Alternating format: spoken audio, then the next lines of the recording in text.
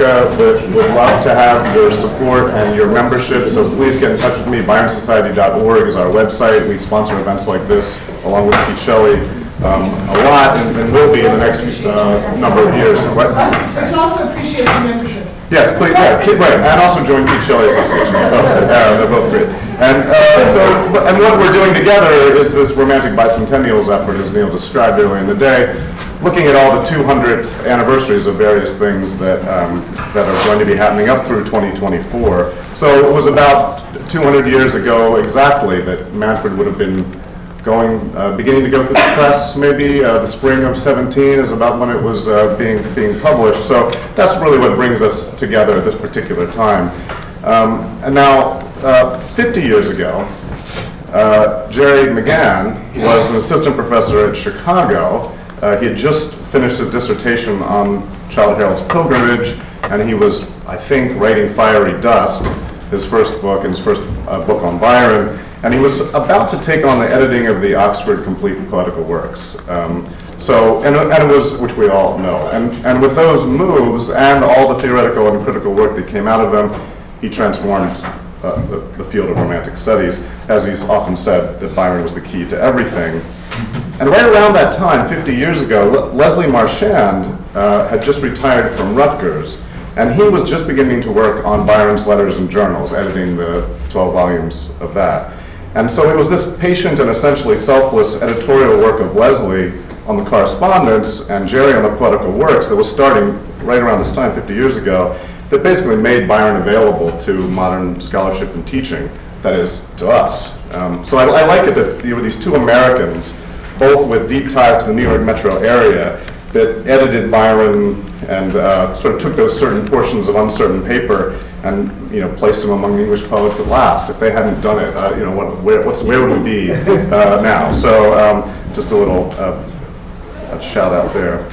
So about 10 years ago, Jerry wrote me an email about his days with Kane's Company in Chicago in the 60s. You may know that we're talking about staging Manfred yesterday. Jerry has some history staging difficult works of romantic drama with Virgil Burnett.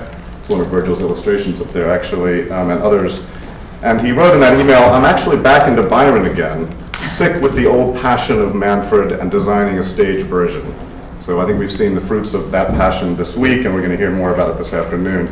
And I'm not going to rehearse Jerry's many accomplishments. I'm just going to close with an apocryphal anecdote about Jerry, and it's one that he denies ever happened, but if it didn't happen, it could have, or it should have. So this is the story. The scene was the Wordsworth Summer Conference in Grasmere. Probably sometime in the 1980s, though I haven't been able to place this. Jerry was scheduled to give the evening keynote, and this large crowd of Wordsworthians had assembled in the lecture hall at the Red Lion Inn. Some of you remember when it was held there. And they were waiting for him to take the stage. But he was late, no sign of Jerry. So the crowd's growing restless, the organizers are glancing around, they're looking at their watches, and then from outside, there's the approaching roar of a motorcycle. It's heard, getting louder and louder until it's right outside those French doors that led to the parking lot leading into the inn. Engine cuts off. Seconds later, Jerry strides through the door, walks straight to the podium, puts his helmet down on the chair, runs his fingers through his hair and says urgently to the audience, "I'm here to talk about Byron." That's why we're here today. Thank you very much.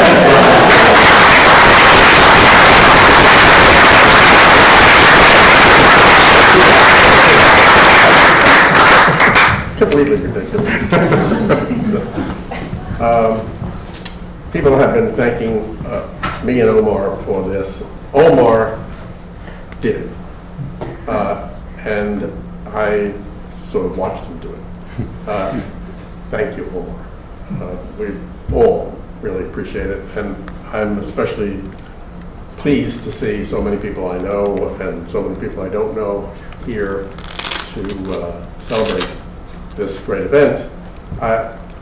Manfred probably is, after the Chow, probably my favorite Byron poet. I know that sounds ridiculous with Don Juan out there, but it has obsessed me forever.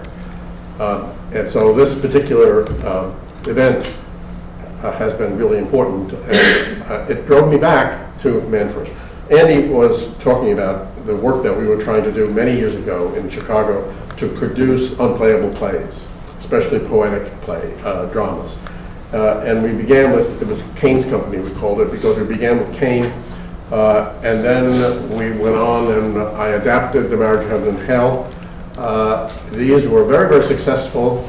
We went on to a series of Yeats plays. And we had him trained to do The Mysterious Mother, The Castle Spectre, a bunch of other things like that. We were having a lot of fun. Sword on the Payless was on the boards, and it was very, very successful. So the company was basically destroyed by its success because all the people who were most important in it, I was kind of a spectator, kind of academic hanger-on, they all got jobs in Chicago in official theater. And so it came apart, and that was the end of that.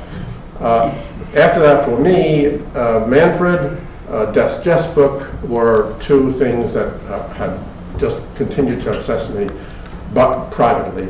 But when I have watched what you've done here, it's a great thing to see the effort to bring these things into a public space.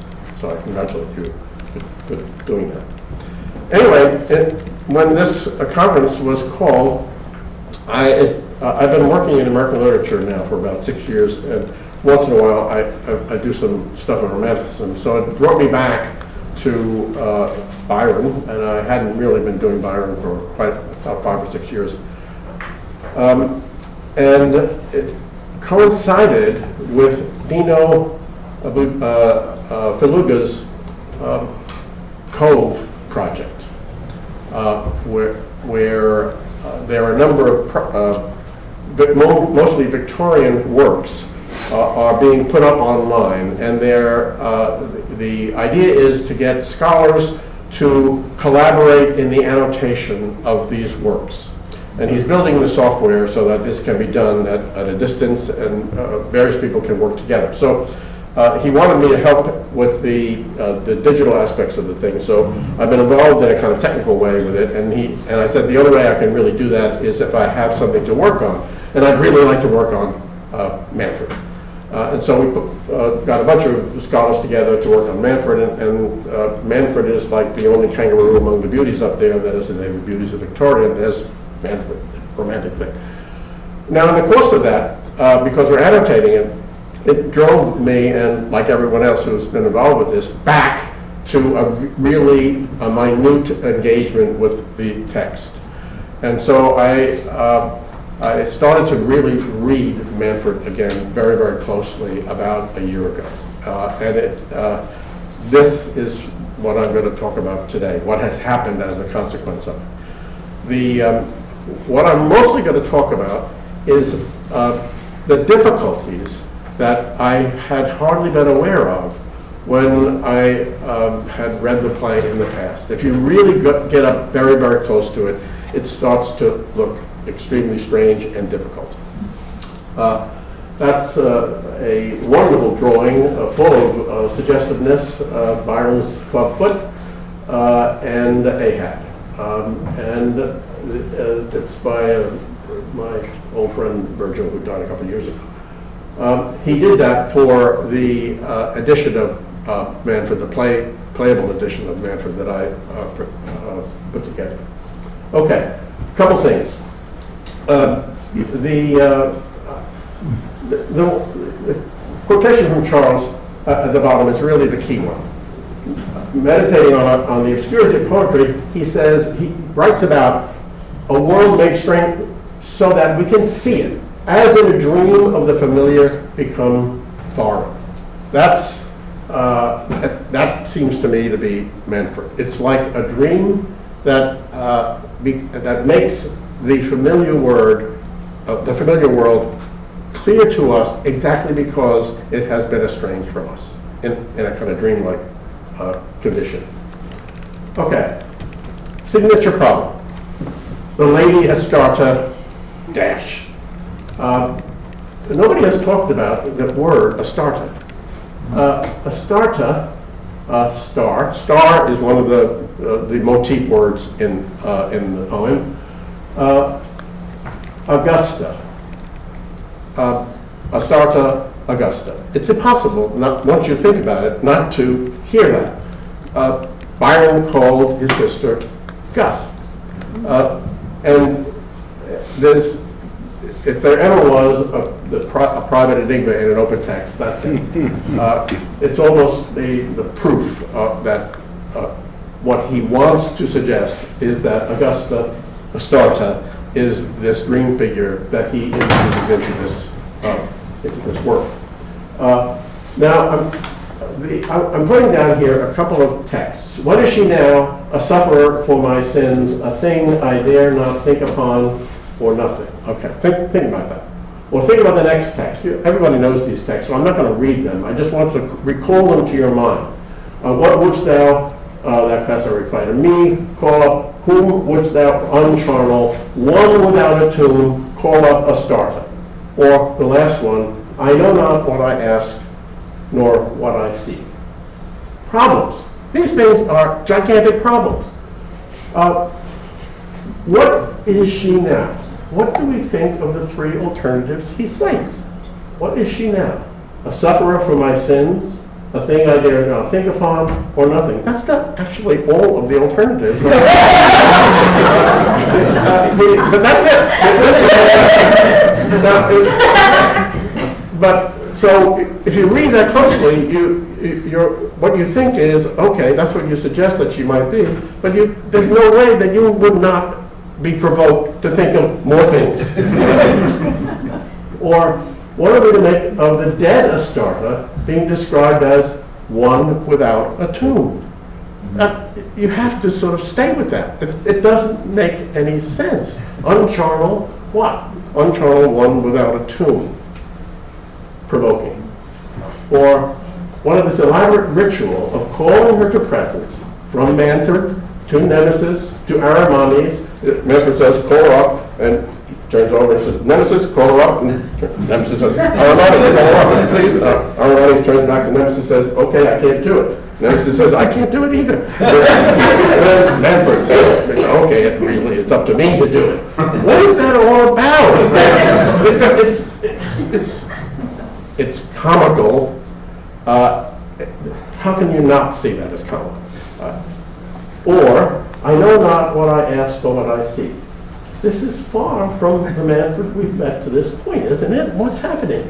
I know not what I ask or what I seek. He knew he wanted to summon the spirits in 1-1, but he didn't know that it would take 3 tries, and he didn't know those subordinate spirits would play tricks on him, and he didn't know there was a form that he would find hideous or beautiful. All those things are true. He thought he knew what he wanted to do, but when you read the thing closely, you see that actually it's not true. He knew he wanted to leap from the crag, but he didn't know he would be prevented by a chamois hunter who, chance? I mean, what brought the chamois hunter there? Well, he's up there hunting chamois. It's very strange. He can call the dead and ask them what it is we dread to be. But when he does, he actually doesn't ask that question at all. And check out the syntax of that particular strange passage. Does he really want forgetfulness and self-oblivion? Do we believe that when he says that he does? Do we believe it when he dies? I don't. I think it's at least problematic. More provoking passages. Hast thou no further question of our great sovereign, and so forth? None. And for the grace accorded, I now depart a debtor. Fare thee well. I emphasize that because that sentence is loaded with Christian ideology. No one could write that sentence whose discourse isn't completely pervaded by Christian theology. For the grace accorded to these demons, I am now in debt to you. This, I want to say, doesn't really make sense. You don't do that. Grace is accorded by God through Jesus Christ, and this grace then frees you of the debt of your sin. That passage will call up for anyone who has been, who has lived through that kind of instruction, as I have, all that ideology, and it will be a problem to understand why he would say such a thing to a bunch of demons. I do not combat against death, but thee and thy surrounding angels. All right. Why does he not say, and thy surrounding demons? That's what they are. He says, thy surrounding angels. Are the angels of God hanging around this thing? All those demons are there, thy surrounding angels. It's not the right word if you want to suggest a sort of redemptive economy.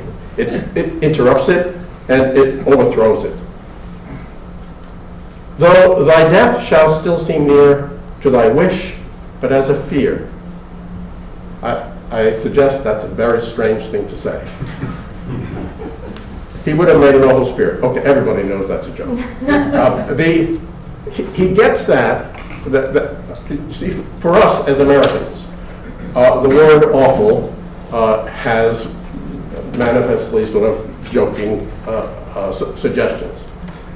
In England at that time, the English meaning of that was full of awe, and it is a word that has all kinds of religious overtones. However, in Scots, it was the one place in the British Isles where it was a slang possibility that I think probably comes out of Scots Calvinism, that it carried this kind of American suggestion as well. And you can see it in Bevo. He's talking about Sotheby, a stalking oracle of awful praise, translating tongues, and so forth and so forth. He definitely uses that word in a way that is not, as it were, appropriate within English, but it is appropriate in certainly in American English, but also in Scots at that time. Manfred's problems. I'm just going to let you sort of look at that. This is a whole series of sort of general problems that jumped up in my mind as I was working in code. I'm just going to sit there for a while. I'm not going to talk about all of these. In fact, I'm only going to talk about a few of them. I've already talked about one without a tune. And I'm going to get to Goethe at the end and flip over Milton and get down to Dante. And let me move to this.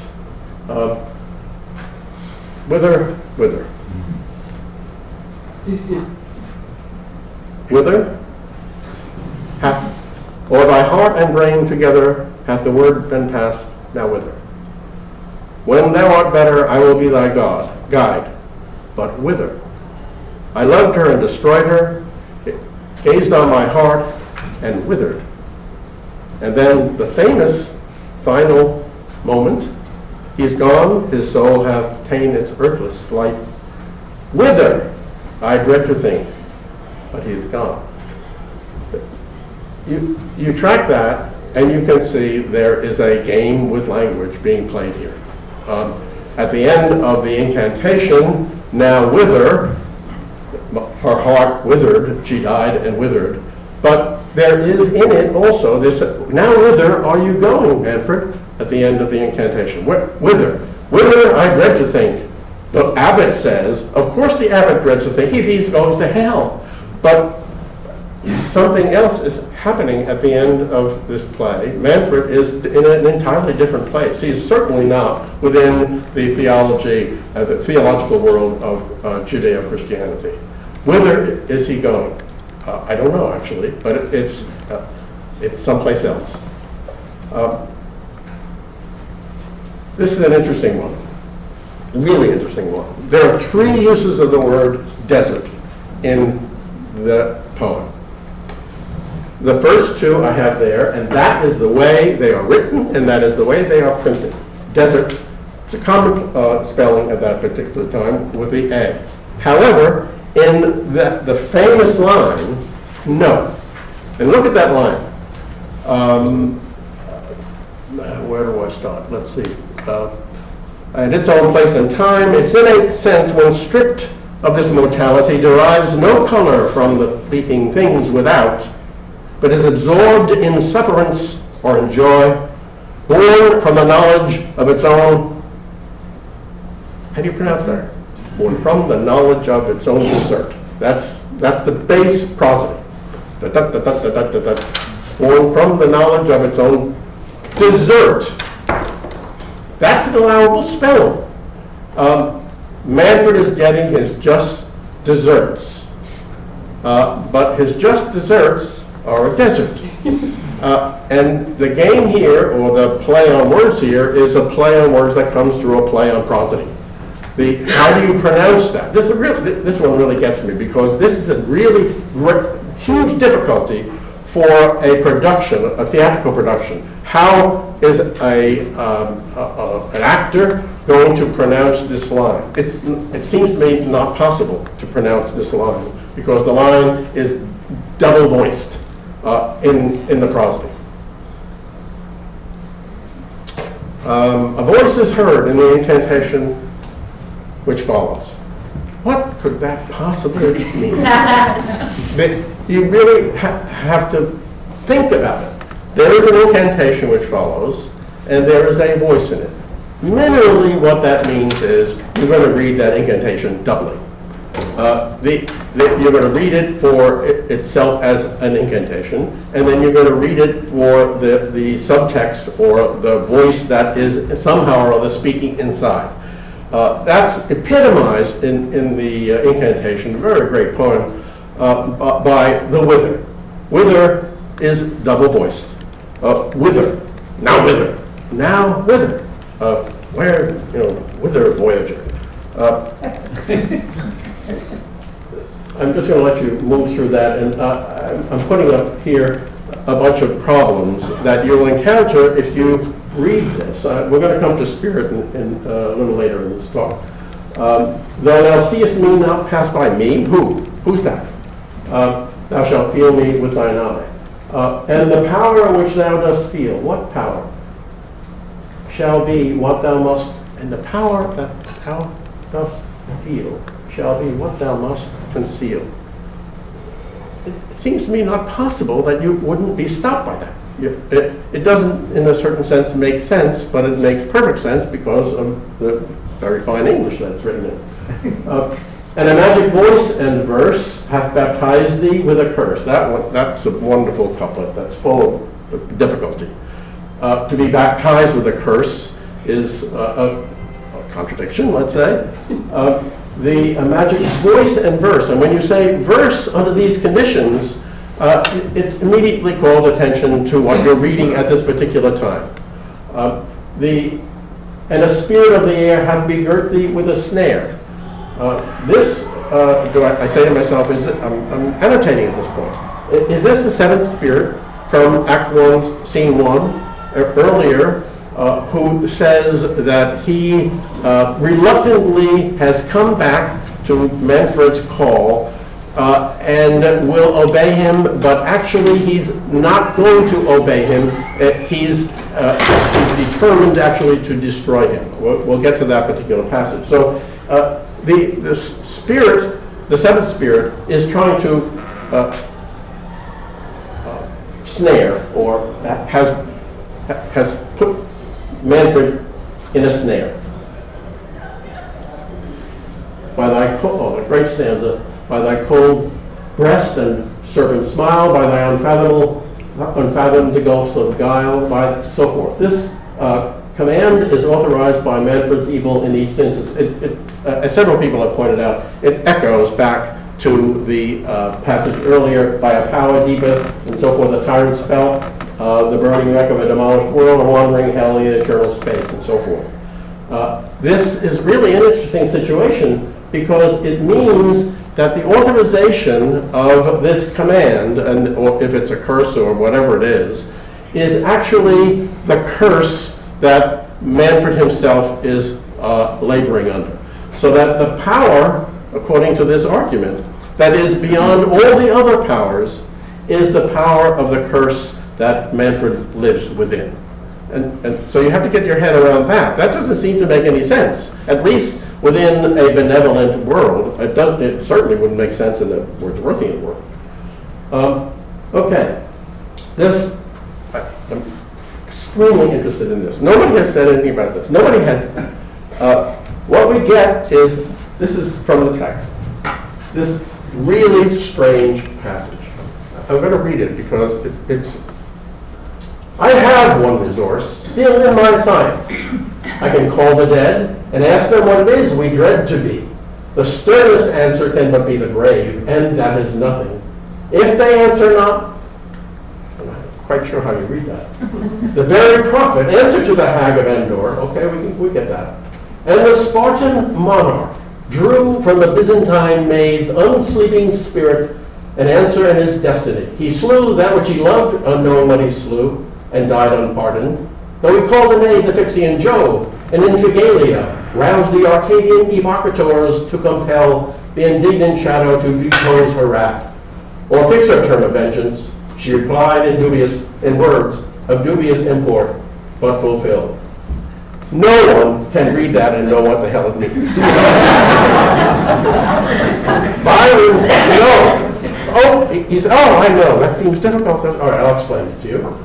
The story of Pausanias, king of Sparta, who commanded the Greeks at the Battle of Plataea, and afterwards perished for an attempt to betray the Lacedaemonians, and Cleonice is told in Plutarch's Life of Simon, and in the Laconics of Pausanias the sophist, in his description of Greece. That really explains it.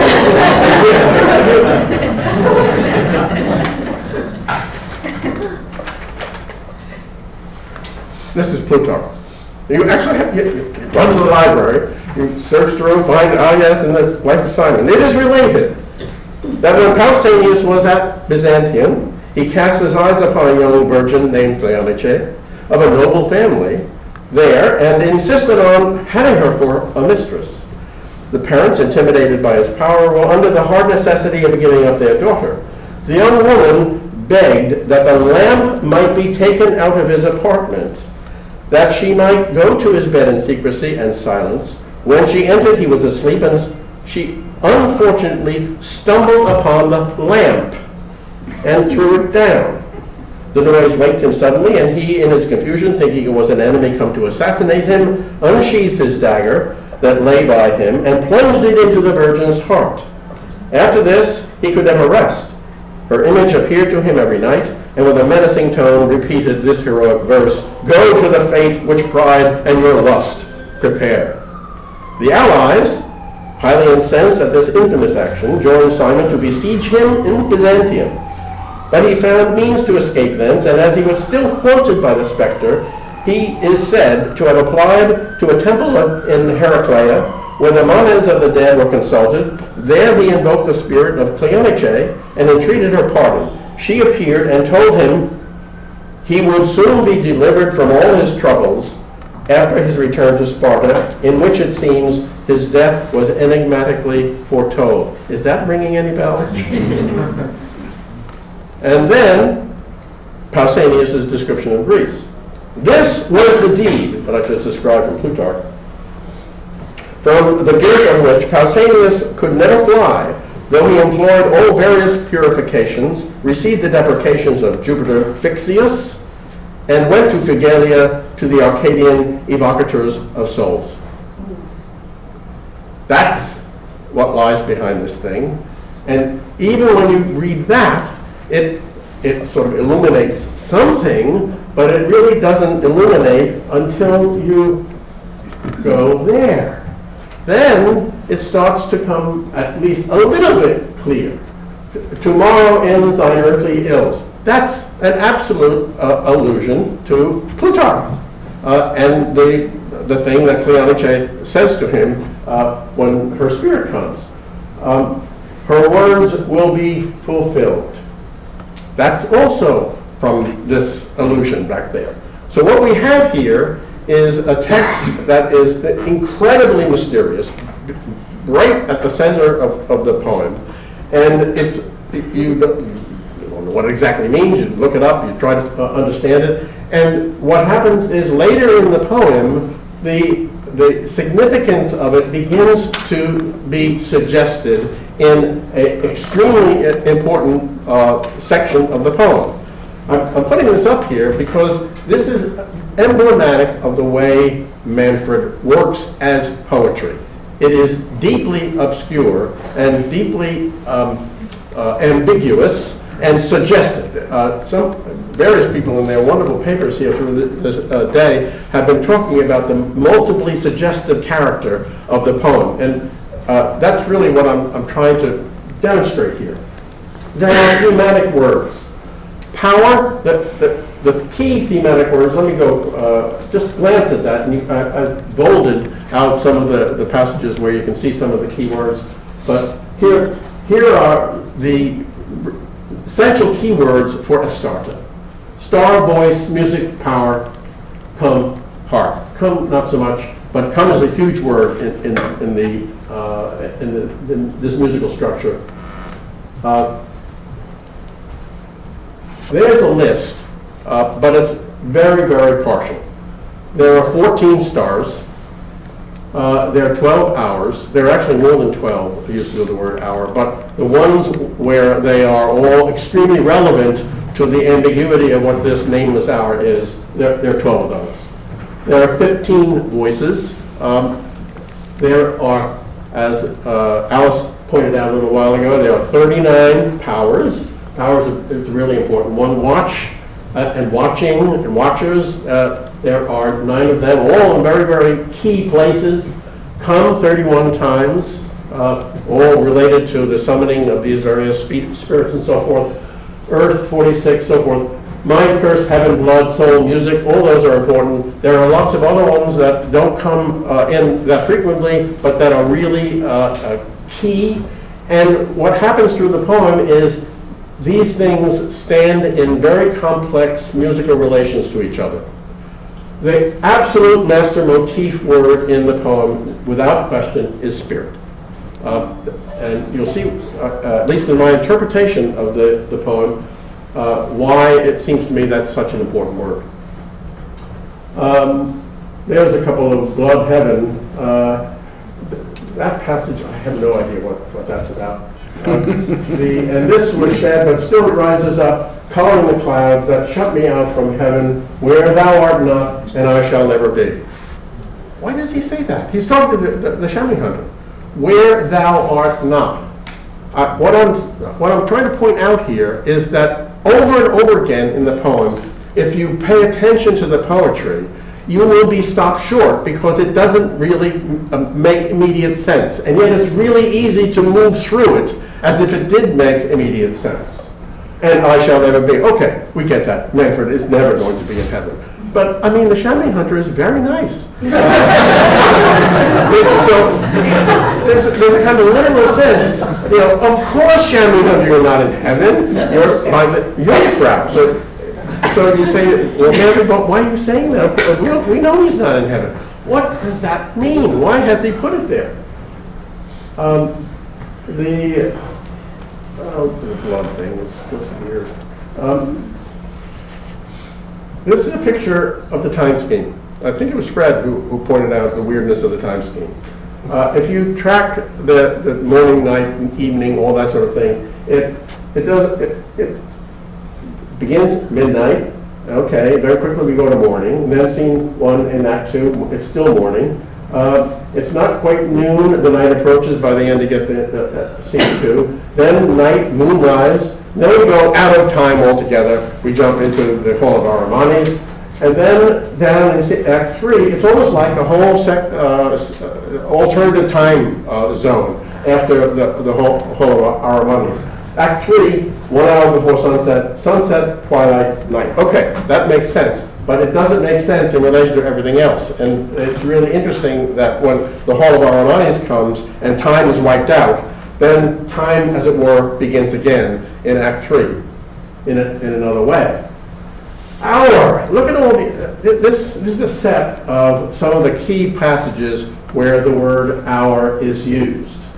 That all nameless hour. The hour arrived and became a wandering mass of shapeless flame. I'm going to get to one of these passages. since that hour, actually I'm going to get to a couple. Herman, be sure the hour. Manfred, what is the hour? Mortal, thine hour has come. My life is in its last hour. There are a lot of hours that are being called attention to here, and they're not exactly the same, and yet they're all held together by this word. This is a really interesting passage because we don't actually think of that famous passage in Isaiah until you get to this one. You might have thought about it in relation to the opening passage, but you really think about it here. And it's one of the crux passages in the Old Testament. Nobody really knows what that passage is about. And yet he alludes to it here. The burden of Duma, he calls to me out of Seir. Watchmen, what of the night? Watchmen, what of the night? The watchman said, the night morning cometh, and also the night. If you will inquire ye, return and come. Isaiah goes, of course, prophets. This is a great passage. It's, for me, the passage where you begin to, or I begin to, at any rate, see that what the poem is trying to get at is a kind of primal hour. The star which rules thy destiny was ruled ere earth began by me. At that particular time, the star and that cosmic scene, it was, according to the account by the seventh spirit, that everything was very nice. We're in a kind of Newtonian universe. All things are the clockwork. It's going on very nicely. But the hour arrived, and it became a wandering mass of shapeless flame. A pathless comet and a curse, the menace of the universe, still rolling on. And that's your hour, Manfred. Somehow or other, that cataclysmic, chaotic hour is associated with Manfred. And now, beneath its influence born, thou world whom I obey and scorn, forced by a power which is not thine, and lent thee but to make thee mine, clearly an allusion to Faust, and to the whole sort of Faust bargain, a weird allusion because if you pay very close attention to the poem, you know that Manfred has never made a pact or a bet. He doesn't, Faust makes a bet with God, and he makes a bet with Mephistopheles. But Manfred doesn't do any of that, and he certainly doesn't make a pact with the demonic power. So he, according to the seventh spirit, you are forced by a power which isn't yours, and it's only being lent to you to make you mine, by which he means, in the Faust legend, in the end I'm going to have your soul, and I'm going to drag you down to hell. That's the seventh spirit's view of these things. It will turn out that that is not actually going to happen, although it's interesting that the spirit here, the seventh spirit, thinks it will happen because he's inside the Faust legend. It turns out that actually Manfred is not inside the Faust legend, but the spirit thinks he is. This is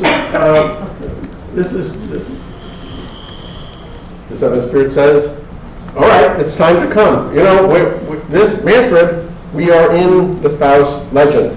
And so you're an evil person, and it's all over. Come. No. I am the genius of this mortal, and I'm telling you, you should come. No, he won't come. That's the end of that particular thing.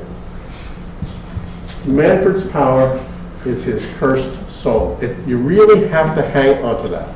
That the evil that he has done, you can call it a sin if you want, but whatever it is the power that is driving this thing. By a power deeper than all yet earth's, a tyrant spell which had its birthplace in a star condemned. That's exactly that's the myth that the seventh spirit has talked about. Manfred was born in that place. That's a cosmic place to have been born in. It's as if Manfred is actually, and he really is, from these powers deeper still beyond. A star is associated with them.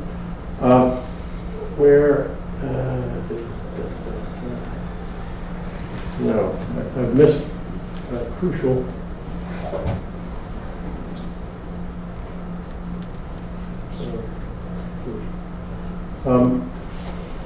Where that slide. I must have accidentally. There are two passages in the poem, I must have accidentally deleted the slide, where Manfred talks about his primeval fathers. In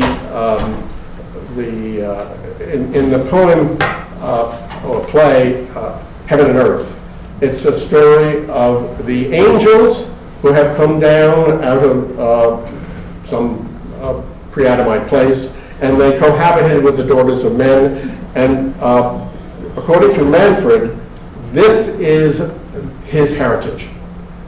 He doesn't come out of the world that God created. That is to say, the book of Genesis in chapters 1 and 2. He actually comes out of what we call the pre-Adamite world. And in his understanding of that, the pre-Adamite world is a world that was created by the intercourse of these fallen angels and what the Bible calls the daughters of men. And twice in the poem, Byron or Manfred specifically says that that's where he comes from.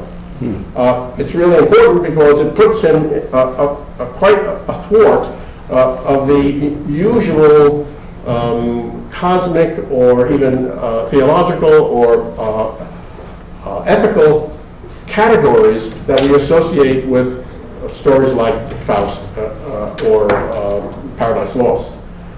That's not where Manfred is from. This is from a piece of the translation that comes from Goethe's review of Manfred. This singular intellectual poet has taken my Faust to himself and extracted from it the strangest nourishment. It would be an interesting task for the critic to point out not only the alterations he has made, but their degree of resemblance with or dissimilarity to the original. So, Manfred actually begins where Faust ends, with the death of Gretchen or Astarte as the action's premise for the whole thing. Manfred makes no pact or wager with the demon. That never happens. And then this from Faust Part 2. He who strives on and lives to strive can earn redemption still. That is not possible to Manfred. I strongly suspect that Goethe was so moved by reading Manfred and by seeing how Byron had, as he says, with his intellectual engagement with it, transformed the first part of Faust in this special way that Byron had done so, that Faust Part 2, it was very important for Goethe then to reintroduce the idea of saving Faust. Byron does not save Manfred.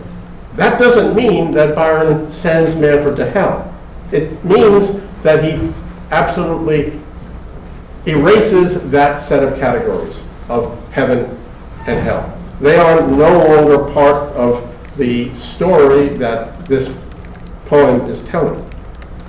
So what you get in this, what Goethe calls a singular intellectual move, is a kind of distinction that's implicit in everything in the poem. And it's a distinction between it's as if there are three words of great importance. Body and soul. Body and soul are Genesis 1 and 2. That is God's providence. He makes the body and he makes the soul. What he, half dust, half deity, the conflict of its elements, that's God's world. It is a world where there is sin and guilt and redemption, or maybe not redemption, either redemption or judgment. That's what's going to be there. But that's not Manfred's world. Manfred's is an uncreated world where this passage is the key passage. And he's addressing the sun. And he's, thou chief star, center of many stars, which makes the earth endurable and temperest the hues and hearts of all who walk within thy rays. sire of the seasons, monarch of the climes, and those who dwell in them, for near or far, our inborn spirits have a tint of thee, even as our outward aspects. Thou dost rise and shine and set in glory. That's Manfred. An inborn spirit. The key word here is spirit. And the word that it stands off against is the paired words of damnation and redemption or body and soul.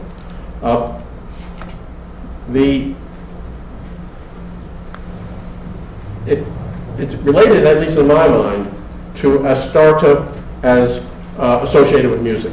And music as a figure of affect and experience that doesn't stay, that dies. It's an extremely effective and immediate experience, but it's always tied to dying. And so death is extremely important in this sense because it is part of a new way of thinking about or trying to argue about what life, what being alive is. What's Manfred afraid of? He talks about his fear. He says he's not afraid of dying because he doesn't care about dying. It's not really fearful to him, and yet he is afraid to die. That's another one of these strange things where he says, I'm not afraid of death, but I am afraid of dying. The sternest answer can but be the grave, and that is nothing.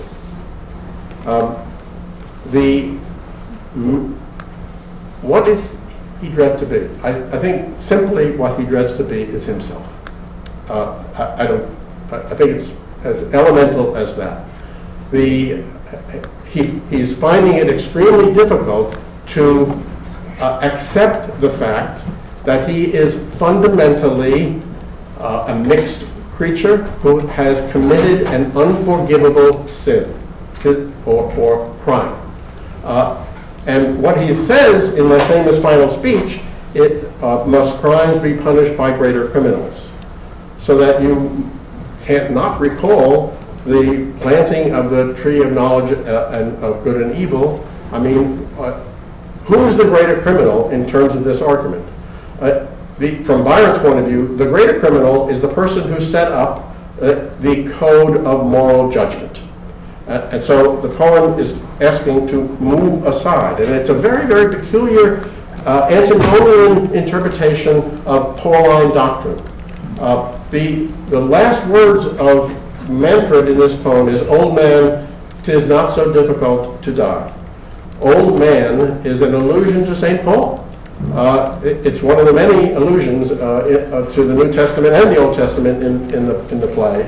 And basically what he's saying is, there is the Jungfrau, there is the young woman, or there is an alternative to the old man, because the old man has to die.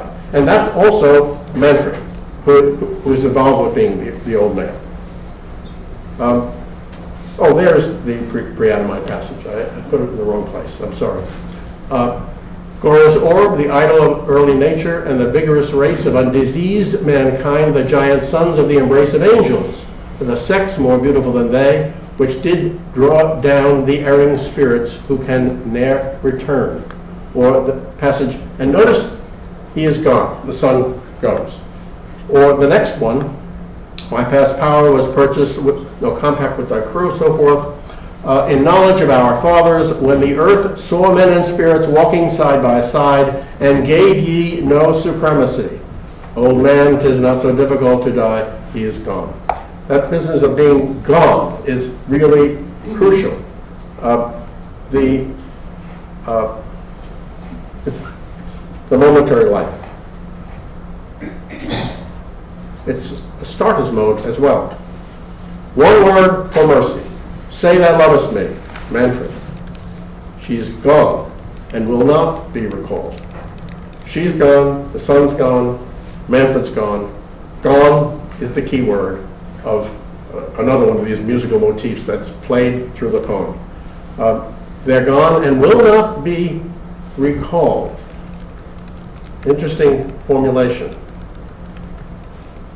The hour of Astarte and Manfred is the hour of the tuneless spirit. They are spirits. They are not in tunes. They're not in heaven. They're not in hell. They're somewhere. And they are, I guess, it's very difficult to articulate this, but you can see that distinctions are being made and they're being left to stay in this very difficult to define condition, which for me is epitomized by the one word for mercy. He asks her a series of things in this crucial scene. Am I forgiven? Are you damned? Am I cursed? Tell me I'm forgiven. Tell me you love me. Tell me something that will, I hope, satisfy me. And she answers in these ambiguous ways, in words of dubious import but fulfilled, as the poem puts it. And the final thing, one word for mercy. Manfred. It seems exactly the right thing to say, but how do you explain it? Manfred is not a synonym for mercy, and yet it's being presented as a synonym for mercy. There's a certain sense in which the word mercy doesn't have any meaning unless it would be attached to an actual person under actual human conditions of some kind. And so you don't want to conceptually translate it. Astarte's answer is perfect. One word for mercy, Manfred. You can't translate it. It is, I'm speechless.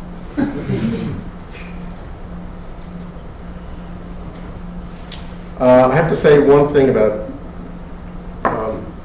Goethe, because I think it was Peter who was talking about Goethe's ridiculous reading of Manfred.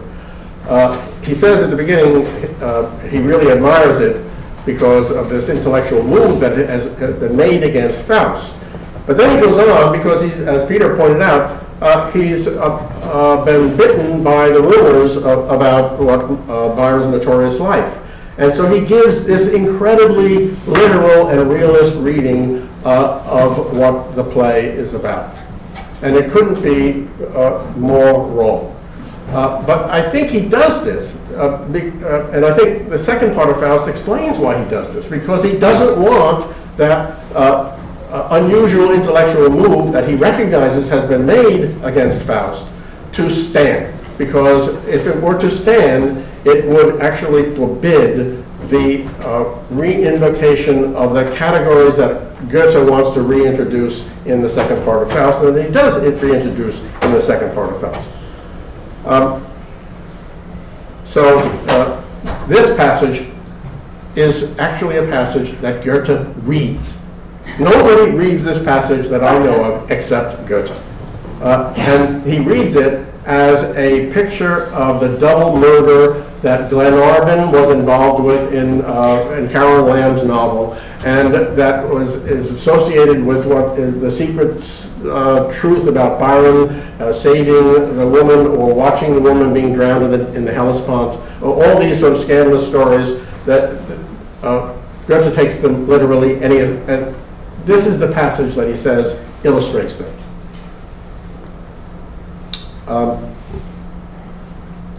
Manfred to the abbot, that is to say, life with no redemption. Manfred to the demons, death without judgment. Manfred's problems again.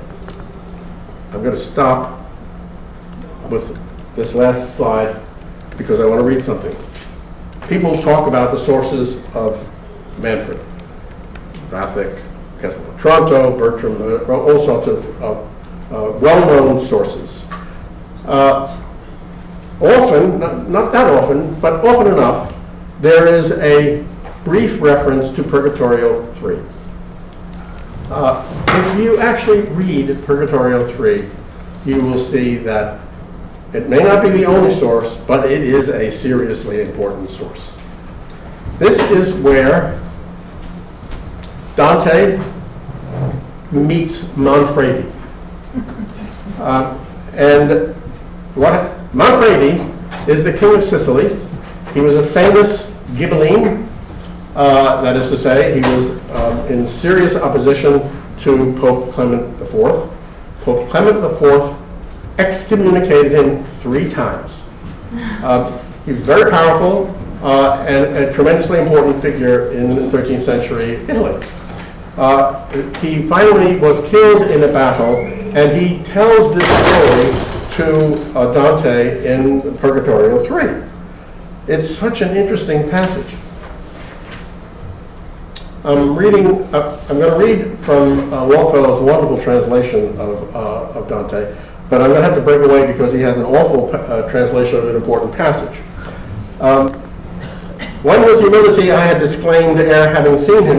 Manfred says, "Hey, Dante, you remember me?" And Dante says, "Well, actually, I don't." And he said, "Well, I'll tell you who I am. You ought to remember me. Behold," he said, and showed me high upon his breast a wound. Then said he with a smile, "I am Manfredi, the grandson of the Empress Costanza. Therefore, when thou returnest, I beseech thee, go to my daughter, beautiful, the mother of Sicily's honor and of Aragon's, the truth to tell her, if aught else be told. After I had my body lacerated," he says, "after I was killed in battle with the forces of Clement IV, Clement hated him so much, he said, I forbid him to be buried in consecrated ground." And so they put him, as he says, on the far side of the river. Because Dante says, "Although my iniquities were horrible, infinite goodness hath such ample arms that it receives whatever turns to it. Had but Costanza's pastor," the bishop of Costanza, "who in chase of me was sent by Clement at that time, had he read in an understanding way this page," that's to say, the page from benevolent scripture, "the bones of my body wouldn't have been scattered as they were, but they were, and beyond the realm, thrown beyond the realm of the Verde River, where he transported them with tapers quenched. But so long," I'm translating myself here, "but so long as hope is green, such malice," Clement IV, "cannot prevent the eternal return of eternal love." Astarte. It's a complete pagan reinterpretation of Purgatorio 3. What's really telling about this is that Manfredi here is asking Dante to take this story back to his daughter. And it ends like this. Where is it? "See now, if thou hast power to make me happy, by making known unto my good Costanza, his daughter, how thou hast seen me, and this ban," the fact that his bones have been refused to be put in consecrated ground, "and this ban beside, for those on earth can much advance us here." That's straight Catholic theology about praying for the souls in purgatory to try to get them out of purgatory and get them up, shipped up to heaven. But the allusion to this Manfredi, this person, there's no reason that Dante should have done this. If you think about Dante and Dante's own life, Dante is a white Guelph. He is actually a supporter of the papal authority. And he now presents this infamous, thrice excommunicated Ghibelline in purgatory as a person who is worthy of getting into heaven within that frame of reference. Essentially what he's saying is Pope Clement is wrong. And Manfredi is a person that I identify with. Why does he identify with him? Because Manfredi has been expelled and is a stranger or is an exile, spiritual exile from the church. Dante is an exile from Florence. Byron is an exile from England, or maybe from the world, maybe from the cosmos, but it's all about an exilic position, or what Byron, in the first tale that he ever wrote, which we only have in a fragment, it's called The Stranger. And all of these characters here, Manfredi, Dante, Byron, Manfred, are strangers. And they're all expelled, and they live in this, according to the story developed in Manfred, in this alternative space that has most association with a kind of pre-Adamite existence. That's at least my interpretation of this thing. I do not insist on it at all. What I do insist on is that when you read Manfred, it's impossible, if you read it carefully, not to see that it's really hard to understand. And therefore, it's really impossible not to see that it has been made deliberately so. That business of the Arcadian evocators, it just nails it. That passage is completely opaque, and yet linguistically it's gorgeous. It's one of those passages that you just want to read for the very sound of it. It's so beautiful. But it's like meaningless. That's Manfred. At least that's my Manfred. Thank you.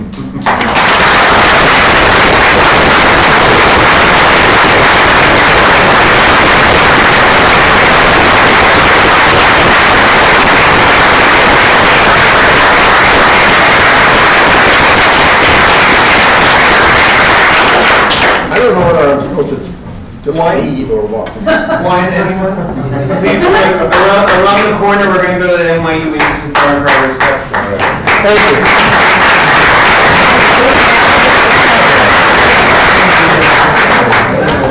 Thank you.